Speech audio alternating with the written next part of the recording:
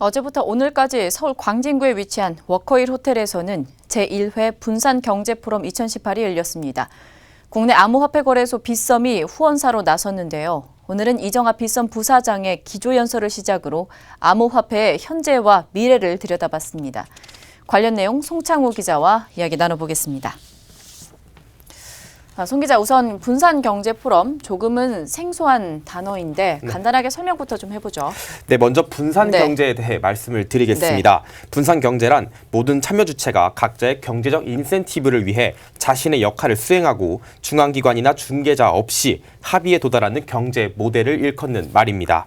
블록체인 기술의 대표적 산물인 암호화폐에 이를 적용시켜 본다면 중앙정부의 통제 없이 화폐의 기능을 한다는 것을 뜻한다고 보시면 되겠습니다. 오늘 열린 분산경제 포럼에서는 블록체인 사업과 연계된 전 세계 주요 인사들이 한자리에 모여 블록체인 기술을 통한 경제 패러다임의 확장과 진보에 대해 이야기를 나눴습니다. 특히 암호화폐 거래소 빗썸이 후원사 자격으로 참여했는데요. 오늘 이정아 빗썸 부사장이 기조연설을 해 눈길을 끌었습니다. 네. 일단은 이 부분에 있어서 맥락에서 빗썸 같은 경우도 함께 좀 살펴보도록 하겠습니다. 네, 이정아 빗썸 부사장은 기조연설 서두에서 빗썸 거래소의 현황과 성장세에 대해 설명을 먼저 했습니다. 이 부사장의 발언 먼저 들어보시겠습니다. 하루 평균 거래량이 3조 6천억 원, 누적 거래량은 약 430조 원을 기록하고 있는 상황입니다. 거의 대부분의 누적 거래량이 지난 6개월 사이에 발생한 거래량으로 보시면 될 것 같고요. 한국 시장과 저희 빗썸이 얼마나 급격하게 성장했는지를 보여주는 지표라고 생각이 됩니다. 그리고 그동안 저희 빗썸은 저희 국내 점유율 약 40에서 55%를 유지하고 있고요.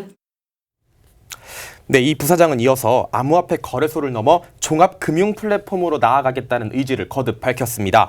이 부사장은 실물화폐와 암호화폐 통합결제, 블록체인 R&D, 암호화폐 파생상품, 암호화폐 송금, 그리고 각국 실물화폐와 암호화폐를 거래할 수 있는 다중화폐 거래소 등의 플랫폼을 준비 중이라면서 다양한 회사와 파트너십을 맺고 시너지를 내는 방향으로 나아가겠다고 말했습니다.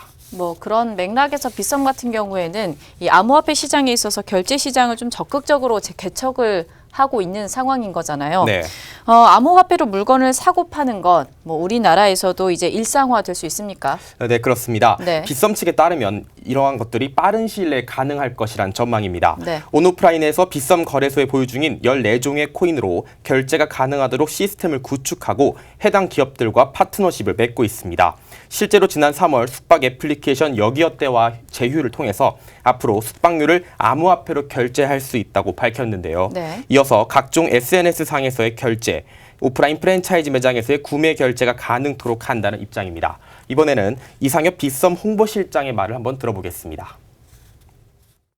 저희 빗썸이 이제 계정에 가지고 계시는 그 빗썸 캐시라고 하죠. 이제 그 원화와 여러 가지 이제 14종의 암호화폐를 그 통합해서 환산한 이 자산을 온라인이든 오프라인이든 어디서든 쉽게 그 암호화폐 형태로 이제 결제를 하실 수가 있도록 다양한 업체들과 저희가 제휴를 맺고 있고요. 모든 국민들이 좀 편안하게 편리하게 이용하실 수 있도록 그 전체 산업을 일단 저희가 리드하려는 그런 자세를 가지고 있습니다.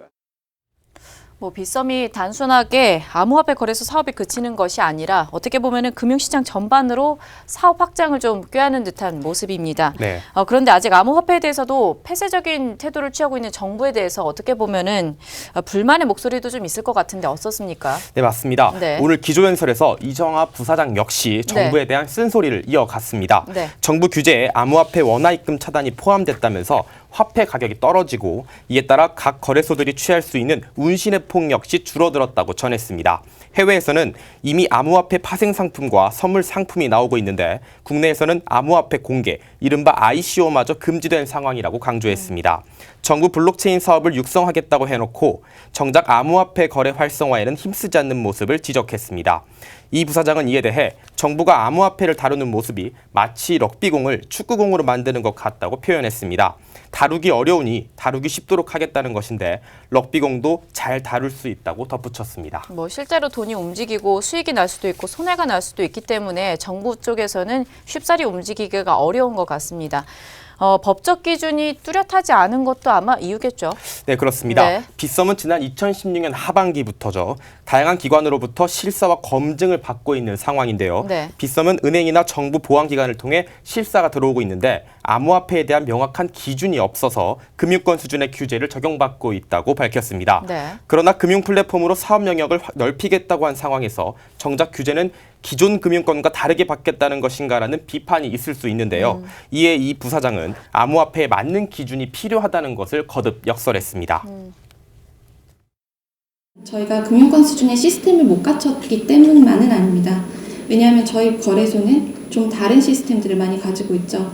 암호화폐 입출금을 다루고 있고 블록체인 때문에 발생하는 다양한 현재의 금융권 기준에는 맞출 수 없는 것들이 있습니다. 빗썸의 앞으로 행보에 대해서도 좀 정리를 해보도록 하죠. 네, 먼저 이상엽 빗썸 홍보시장의 말을 통해 빗썸의 앞으로의 목표에 대해 간단히 정리를 한번 해보겠습니다. 네. 그 암호화폐가 단순히 거래소에서 거래하는 어떤 수단으로서가 아니라 사실은 누구든지 일상생활에서 우리가 흔히 쓰는 법정 통화처럼 실제 생활에서 손쉽게 그 결제를 하고 활용할 수 있고 아주 간단한 방법으로 어디서든지 심지어 국외에 나가서더라도 일단 국경에 제약이 없기 때문에 편리하게 또 어떤 기존에 있었던 제약 없이 활용할 수 있는 그런 생태계를 구축하는 것이 저희의 가장 큰 목표라고 할 수 있습니다. 네, 이 밖에도 빗썸은 오늘 분산경제 포럼에서 결제시장 확대와 다양한 금융상품 개발에서 나아가 투자자들에게 판단의 기준을 제공할 수 있는 전문 리서치 회사 역시 준비 중이라고 밝혔습니다. 블록체인 생태계 확장을 위해 벤처 캐피탈을 통한 스타트업에도 투자하고 있는 것으로 알려져 앞으로는 빗썸이 개별 암호화폐에 대한 평가와 전망까지 내놓을 수 있을 것이란 예상이 나오고 있습니다. 네, 종합금융 플랫폼으로 나가고 있는 빗썸에 대해서 조금 더 기대를 해보도록 하겠습니다. 지금까지 송창우 기자였습니다.